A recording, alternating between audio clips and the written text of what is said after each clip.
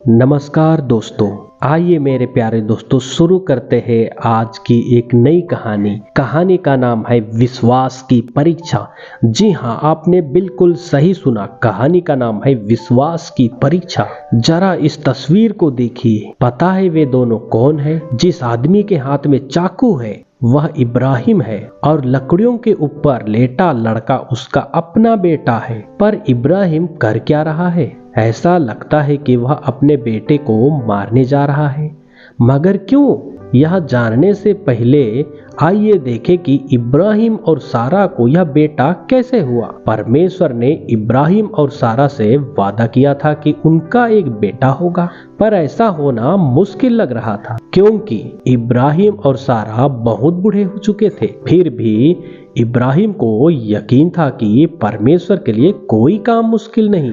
तो क्या परमेश्वर ने अपना यह वादा पूरा किया? परमेश्वर को इब्राहिम से वादा कि 1 साल हो चुका था। उस समय इब्राहिम 100 साल का और सारा 90 साल की थी। तब उनके एक बेटा हुआ।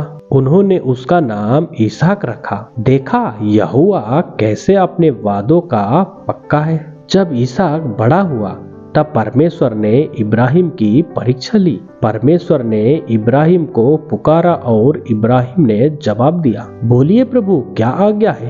परमेश्वर ने उससे कहा, अपने इकलौते बेटे इसहाक को लेकर उस पहाड़ पर जा जो मैं तुझे बताऊंगा। वहां तू अपने बेटे की बलि चढ़ाना। जरा सोचिए, परमेश्वर की यह बात सुनकर इब्राहिम को कितना दुख हुआ होगा। आखिर वह अपने बेटे से बेहद प्यार जो करता था। और फिर परमेश्वर ने इब्राहिम से यह वादा भी किया था कि उसके बच्चे कनान देश में रहेंगे। लेकिन अगर इसहाक मर जाता तो परमेश्वर का वादा कैसे पूरा होता? इब्राहिम को यह समझ में नहीं आ रहा था। फिर भी परमेश्वर ने उसे जो करने के लिए कहा उससे वही किया। जब इब्राहिम पहाड़ पर पहुंचा तो वहां उसने एक वेदी बनाई। वेदी उसे कहते हैं जिस पर यहोवा के लिए जानवरों की बलि या तोहफा चढ़ाया जाता है। फिर इब्राहिम ने इसहाक के हाथ बांधे और उसे वेदी पर लिटा दिया। इसके बाद उसने इसहाक को मारने के लिए चाकू निकाला। वह चाकू चलाने ही वाला था कि परमेश्वर ने उसे आवाज दी, इब्राहिम इब्राहिम।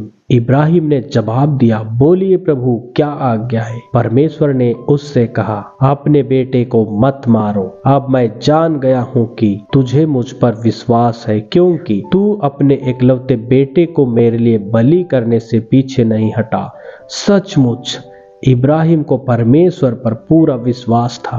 उसे यकीन था कि अगर इसहाक मर भी जाए तो यहोवा उसे जिंदा कर सकता है। लेकिन सच पूछिए तो परमेश्वर यह नहीं चाहता था कि इब्राहिम अपने बेटे की बलि चढ़ाए। वह तो सिर्फ उसकी परीक्षा ले रहा था। इसलिए परमेश्वर ने कुछ ऐसा किया जिससे एक पास की झाड़ियों में भेड़ फंसी मिली। इसके बाद परमेश्वर ने इब्राहिम से कहा कि वह अपने बेटे की जगह उस भेड़ की बलि चढ़ाए।